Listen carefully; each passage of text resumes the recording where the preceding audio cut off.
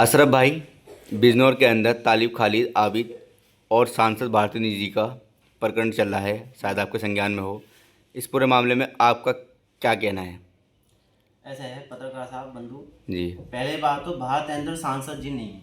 जी। ठीक है, हमारे जो सांसद है वो चंदन चौहान सर हैं। जी। ठीक है, तो आप पहले तो ये सांसद कहना बंद करो कि सांसद है, पूर्व सांसद कह सकते हो आप। जी।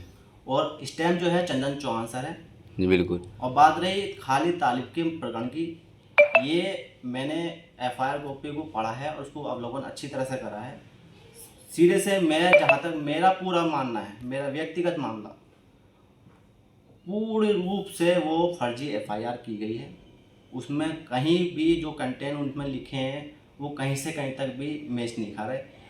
मैंने एफआईआर में पढ़ा कि भाई गोली चली। अब आप बताइए, जब गोली चली, अधिकारी बाहर थे, एफआईआर के अंदर ये भी बात लिखी, अधिकारी भी थे और भारतीय सांसद भी थे। जब गोली चलाई तो इसका बाद जब भारतेंद्र सांसद जी थे, पुलिस प्रशासन था, शासन था, एसडीएम साहब थे, एडीएम साहब थे, उसी टाइम फर्द बनानी चाहिए थी, जब्तीकरण की जब भी कार्रवाई करनी चाहिए थी। भाई तमंचा भी बरामद करते, खोखा भी बरामद करते। इस चीज़ को एसडीएम हमारे एसडीएम साहब को कहना पड़ रहा है तो जब भी करते। तो ये फर्जी बात है। और बात रही, मैं इस पर जो मेरी इस बाइट को सुन रहा है, जो मेरे बयान को सुन रहा है, मैं इसमें प्रशासन से भी कहना चाहता हूं कि इसमें निष्पक्ष जांच करें। ये सिरे से फर्जी केस है।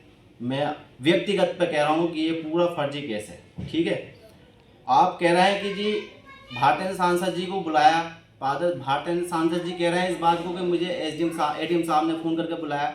इस पॉइंट की भी जांच होनी चाहिए कि उनको कॉल की गई या नहीं की गई।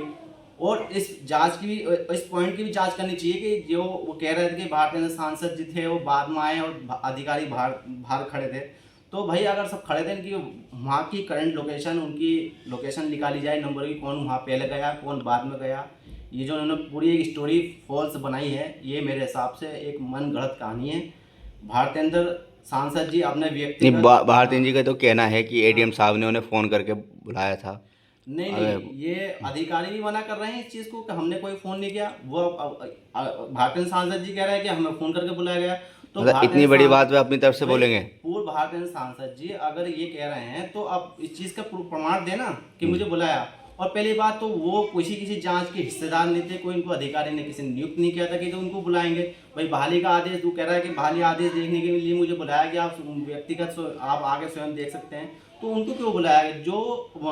जो जिसको इसमें विपक्ष पार्टी है, विपक्ष पार्टी के सामने वादी पार्टी को बुलाकर ये कहा कि अकलबंदी थी कि वहाँ पर उसको उनको बुलाया जाए। तो ये तो अगर ये बात है तो फिर प्रशासन चाह रहा था कि मामला तूल पकड़े और गरमाई हो, माहौल खराब हो। अच्छा, प्रशासन ने तो तत्काल इस मामले में कार्रवाई करते हुए तीनों भाइयों को जेल भेज दिया है।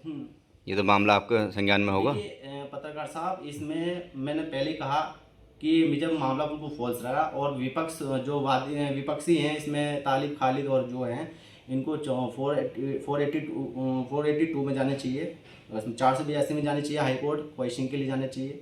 और बात रही इसमें प्रशासन से भी मैं अपील करना चाहूँगा कि हमारे बिजनौर, जिला बिजनौर एक हिंदू मुस्लिम एकता का एक प्रमाण रहा है कि यहाँ पर सब मिलजुल कर रहते हैं और यहाँ की जनता का विश्वास न टूटे। निष्पक्ष जांच करे और जो दोषी हो उसको सजा दे। और इस पॉइंट पे भी जांच करे कि कौन पहले गया, कौन बाद में गया, वहाँ अधिकारी कौन थे, गोली किसने चलाई। ये सब फर्जी बातें हैं। अगर गोली चलाई थी जब भी प्रशासन चाहता, जब भी वहाँ पर फर्ज बनाकर जब्तीकरण की कार्रवाई कर सकता था, जब भी हो जाता दूध का दूध पानी, वहाँ जब भी मौके पर गवाही ले लेते, वहाँ की किसी गोली को फायर की आवाज़ आई नहीं आई। तो ये सब फॉल्स है। उनके व्यक्तिगत रूप से उनका टॉर्चर किया जा रहा है। और ये हमारा भारतीय सांसद जो पूर्व सांसद है, ये अपनी राजनीति चमका रहे हैं। ठीक 2027 के चुनाव मना रहा हूँ। हमारा बिजनौर का इतिहास भी यही रहा है कि जब चुनाव आता है कभी पैदा कांड हो जाता है, कभी अब तालिब खालिद का मामला चल रहा है। ये हमारा बिजनौर का हाल है।